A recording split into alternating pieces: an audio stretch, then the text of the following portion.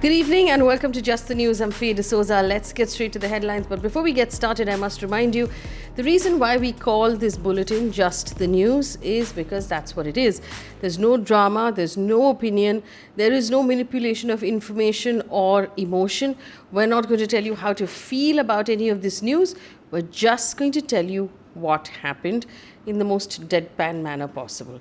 Let's get straight to it. Our first headline: after a month of making no headway, the 13th round of Corps Commander level talks between India and China have finally reached an agreement on the need to find a resolution along the LAC in eastern Ladakh.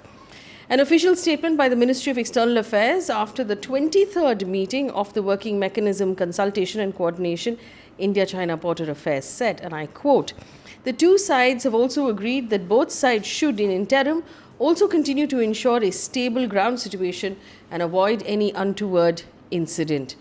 It also said that there has been an agreement on both sides that they would hold the next 14th round of senior commanders meeting at an earlier date to achieve the objective of complete disengagement from all friction points along the LAC in the western sector, in accordance with the existing bilateral agreements and protocol. Meanwhile, according to the Hindustan Times, a statement by the Chinese Foreign Ministry has said that India and China have agreed to ease the ongoing military standoff along the line of actual control in eastern Ladakh by shifting from emergency response to normalized control of disputed boundary. According to a report by NDTV, new satellite images accessed by NDTV shows that China has built a second enclave of about 60 buildings in Arunachal Pradesh. The report said that this enclave did not exist in 2019. According to this report, the second enclave lies approximately 6 kilometers within Indian territory between the line of actual control and the international boundary. The Indian Army, in response to NDTV, has said that the location corresponding to the coordinates mentioned in the query lies north of the LAC in Chinese territory. Remember, back in January, NDTV had reported as well of a big encroachment which was later confirmed by a report from the Pentagon from US. At that point, the government had said India neither accepted illegal occupation of territory nor has accepted the unjustified Chinese claims, end quote. This is the second report that has come out. The Supreme Court today has set aside the Bombay High Court order that basically required for skin-to-skin contact to be necessary in order for an offence of a sexual nature to be registered under POCSO, which is basically prevention of crime of a sexual nature against children. The Supreme Court has said that for the purpose of the law, it cannot allow defenders to escape the meshes of the law. The bench also went on to say that restricting touch of physical contact under Section 7 of POCSO to skin contact will lead to absurd interpretations and will destroy the intent of the act that was brought about to protect children. For instance, it pointed out that going by the High Court interpretation, a person who uses gloves when groping a child cannot be held liable under that act. The bench said, this is the Supreme Court bench that said, "We have held that when a legislature has expressed clear intention, the courts cannot create ambiguity in the provision. It is right that the courts cannot be overzealous in creating ambiguity." The Delhi government has prepared a 6-point action plan to clean the Yamuna river to bathing standards before February 2025. The Chief Minister has said that the new sewer treatment plants are being built and capacity of existing plants are being increased. Mr. Kejriwal said, and I quote, "This will increase our sewage treatment capacity from about 600 million gallons of water per day to 750 to 800 million gallons of water." He said the wastewater from the 4 drains falling in the Yamuna is being treated. In addition, sewer connections are being constructed in areas that did not have them already. The government will also, he said, shut down industries that are discharging waste into the river. This came up because the Yamuna was covered in toxic froth, especially during the Chhath Puja celebrations, and those visuals then went viral. The Punjab Chief Minister Charanjit Chani has announced that the government will cancel all FIRs that have been filed against farmers for stubble burning, also on farmers who have protested the 3 farm laws. This decision comes after the Chief Minister chaired a meeting with farmer unions. They've also asked for a list of people who died during the agitation to be given compensation and a job in their family. Farmers have been protesting at the borders of Delhi since November last year. But there's an update on the Veer Das story. The Madhya Pradesh Home Minister Narottam Mishra has said that he will not allow Veer Das to perform anywhere in Madhya Pradesh. This comes after, of course, Das recorded and uploaded a monologue called I Come From Two Indias, which he performed in the US. There have also been 2 FIRs launched against him, one in Delhi and one in Mumbai. Narottam Mishra said, and I quote, "We will not allow such jesters to perform. If he tenders an apology, we will think over it," end quote. Das, in a statement 2 days ago, said, and I quote, "The video is a satire about the duality of 2 separate Indias that do different things. Like any nation that is light and dark, good and evil within it, none of it is secret," end quote. The Supreme Court has refused interim protection from arrest to former Mumbai Police Commissioner Parambir Singh in the extortion case that has been registered against him. The top court has said it will hear his plea only after he reveals which part of the country or the world he happens to be in right now. Justice S.K. Kaul said, and I quote, "Which part of the world is the petitioner in? Are you in the country or outside? First, I want to know where you are." Justice Kaul also hit out at Singh's lawyer and argued that he can get out of the hole if he's allowed to breathe. This comes a day after Singh and 2 others were declared proclaimed offenders by a court in Mumbai. Matter will be heard on the 22nd of November. A look at our COVID numbers. It stayed steady. India has reported 11,919 new COVID cases and 470 deaths in the last 24 hours. Haryana's Education Minister has now announced that all schools will reopen completely from the 1st of December with 100% capacity. Further, he said midday meals will be served in school from the 1st of January. Haryana had started reopening schools for classes 6 to 12 in July this year. News now coming in from the world of business and economy.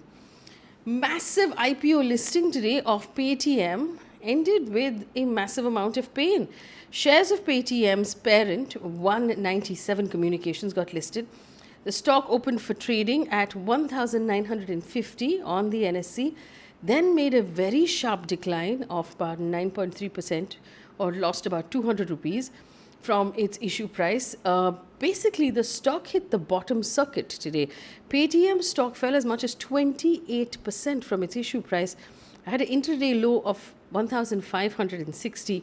There were a lot of different points of view as to why this had happened. One of the points of view is that basically the market has been celebrating various unicorns listing. And those listings have done very well, that appetite might have run out. There was also an explanation possibly that because companies like Paytm or its parent company are still not making profits, and it's a business model that the stock market is not really used to. That could be another reason. In an interview with NDTV, Paytm's founder Vijay Shekhar Sharma said, and I quote, "No investor comes for one day. We should say investors lost wealth. We should not say investors lost wealth. One day's loss is not the whole picture." He went on to say, "We have to do a good job in explaining the model. It's just the first day. We are growing on revenue. We're growing on margin. We are expanding and we will continue to expand," end quote. News coming in from across the world right now. The Philippines has accused the Chinese Coast Guard vessels of blocking and firing water cannons at its boats that are supplying right now provisions to their marines in the disputed South China Sea.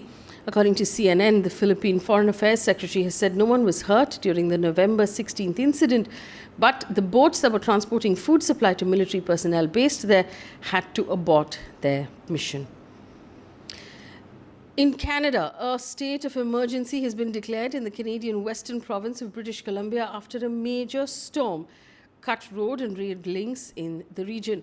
The Canadian Armed Forces are being deployed to help stranded residents who've been trapped since the storm hit on Sunday. At least one person has died in landslide and several people are reportedly missing. The flooding has also closed several highways in and around the greater Vancouver area, a major coastal city with about a population of 2.5 million people. German Chancellor Angela Merkel has said the country is in the grip of a dramatic 4th wave of COVID. Germany reported 52,826 COVID cases on Wednesday alone. Germany's health minister had earlier described it as the pandemic of the unvaccinated. Over 67% of Germany's population are vaccinated. In the meantime, Belgium has also announced several measures to control the spread of infections and avoid a lockdown. Remember, France is also seeing a spike in infections. The Belgian Prime Minister said that alarm signals are red, Europe's map is quickly going red, and we are the same. End quote. Update from the world of sports. For cricket, at least, it's good news. The new team of Sharma and Rahul Dravid have opened their account with a win. India defeated New Zealand by 5 wickets in the first T20 of the 3-match series, chasing down a target of 165. With this victory, India set the record for the most victories when chasing in T20 international cricket. India now has won 50 T20s while chasing. They're followed by Australia and Pakistan that have won 49 each. World number 1 Roger Federer will skip the Australian Open in January to focus on recovering from multiple knee surgeries. Roger Federer, in an interview that appeared in French in the Swiss newspaper, said that he would be extremely surprised if he was able to play at Wimbledon, and he's eyeing a return to the competition in mid-2022. He went on to say that I need to be very patient and give my knee time to heal. All right, a piece of positive news, like we always give you to cheer you up for the end of the day. This is good news for the LGBTQI community. The Switzerland government has announced that same-sex couples can get married in that country from the 1st of July onwards next year. This comes after the results of a referendum was issued in September. This makes Switzerland one of the last countries in Western Europe to legalize gay marriage. Previously, same-sex couples who were married in other countries were seen as a registered partnership in Switzerland. The new law also changes several provisions in the Swiss Civil Code to replace the words bride and groom with either two people or the engaged. It also allows same-sex couples to legally adopt children, permits lesbian couples to have children via sperm donation. That is, of course, a massive, massive step ahead as well. That brings us to the end of our news bulletin today. Remember, our attempt with this news bulletin is to simply tell you what happened and to bring you the news old school style. Give us 2 thumbs up if you find our news bulletin useful and if you watch it on a regular basis. Also, here is your quiz, because I'm not letting you off the hook today. Paytm listed today. What is the name of its parent company that actually did the listing? Leave the answer in the comment section so that I know you were paying attention to the news as well. Thank you so much for supporting us. Do inform your friends and family that we put out this bulletin every day. It's on Facebook, it's on YouTube, it's on Instagram, so they can watch it on any of these platforms. Our aim is to be able to bring dignity and grace back to the news. Thank you for watching. Good night.